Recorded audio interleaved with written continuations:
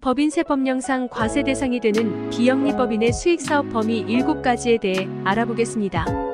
비영리법인은 사회적 목적을 위해 설립되어 이익을 추구하지 않는 즉 이익을 분배하지 않는 법인입니다. 하지만 수익사업을 통해 일정한 수입을 얻을 수 있습니다. 이때 어떤 수익사업이 법인세 법령상 과세 대상이 되는지 알아보겠습니다. 비영리법인은 수익사업을 통해 수익을 얻을 수 있어 기금 모금 등에 활용할 수 있지만 과세 대상이 되어 세금 부담이 생깁니다. 비영리법인의 경우 일반적으로 법인세율이 더 낮지만 과세 대상이 되는 수익사업의 경우 일반적인 법인세율과 동일하게 적용됩니다. 수익사업의 종류와 수익 수준에 따라 과세 대상 여부가 결정되므로 사전에 전문가와 상의하여 세금 부담을 최소화할 수 있는 방안을 모색해야 합니다. 예를 들어 재무제표상 재산을 처분하여 단기 수입이 증가한 경우 재산 처분으로 인해 증가한 건지 판단 못할 경우 낭패를 볼 수 있습니다. 이때 처분도 고유 목적 사업으로 처분할 경우와 목적 외 사업으로 처분시는 법인세 납부 여부가 달라지게 됩니다. 또다시 3년 이상 목적 사업에 사용했는지 법인인지 여부에 따라 세금 면제 여부가 달라지게 됩니다. 법인세법상 비영리법인은 고유 목적 사업에서 발생하는 소득에 대해서는 법인세가 과세되지 않고 수익사업에서 발생하는 소득에 대해서만 법인세가 과세됩니다. 수익사업이란 비영리법인의 고유 목적 사업을 달성하기 위한 수단으로서 영리적 목적이 아닌 사업을 말합니다. 비영리법인이 수익사업을 영위하는 경우 사업의 내용과 성격, 사업의 영위 목적, 사업으로 인한 수익의 사용처 등을 구체적으로 입증할 수 있는지에 따라 법인세 과세 여부를 판단합니다. 즉 구체적으로 입증할 수 있다면 수익사업이 고유 목적 사업을 위한 수단으로 사용된다는 점을 인정받을 수 있습니다. 법인세법 시행령 제2조 2 제2항에 따라 다음과 같은 경우에는 수익사업이 고유 목적 사업을 위한 수단으로 사용된다고 보아 법인세가 과세되지 않습니다. 고유 목적 사업을 수행하기 위해 부득이하게 영위하는 사업, 고유 목적 사업의 수익을 보전하기 위해 영위하는 사업, 고유 목적 사업의 수행과 직접 관련이 있는 사업.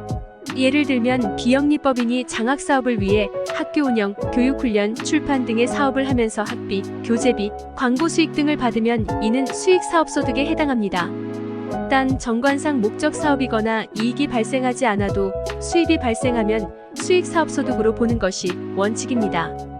법인세법에 따르면 비영리법인이 일정 조건 하에 영리를 창출하는 수익사업을 운영할 수 있습니다. 일반적으로 과세 대상이 되는 수익사업의 범위는 다음과 같습니다. 법인세 법령상 과세 대상이 되는 비영리법인의 수익사업 범위 1. 재산의 대여나 임대. 재산의 대여나 임대는 비영리법인이 수익을 얻을 수 있는 대표적인 수익사업 중 하나입니다. 이 경우 대여나 임대하는 재산의 종류와 대여나 임대료의 수준에 따라 과세 대상 여부가 결정됩니다. 2. 상품의 판매. 비영리법인이 운영하는 상점에서 상품을 판매하는 경우 해당 수익은 과세 대상이 됩니다. 이때 판매하는 상품의 종류와 판매 수량, 판매 대금 등에 따라 과세 대상 여부가 결정되는데 예를 들어 동물보호단체가 운영하는 미용실에서 판매하는 반려동물 용품의 수익은 과세 대상이 됩니다. 3. 서비스의 제공. 비영리법인이 제공하는 서비스에 대한 대가를 받는 경우 해당 수익은 과세 대상이 됩니다. 이때 제공하는 서비스의 종류와 수준, 대가의 수준 등에 따라 과세 대상 여부가 결정됩니다. 취미나 문화활동 관련 사업을 하는 비영리법인이 취미나 문화활동 관련 사업을 운영하여 얻는 수익은 과세 대상입니다.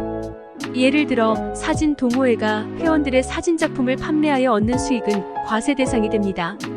병원을 운영하는 비영리법인이 유료 진료를 제공하여 얻는 수익은 과세 대상이 됩니다.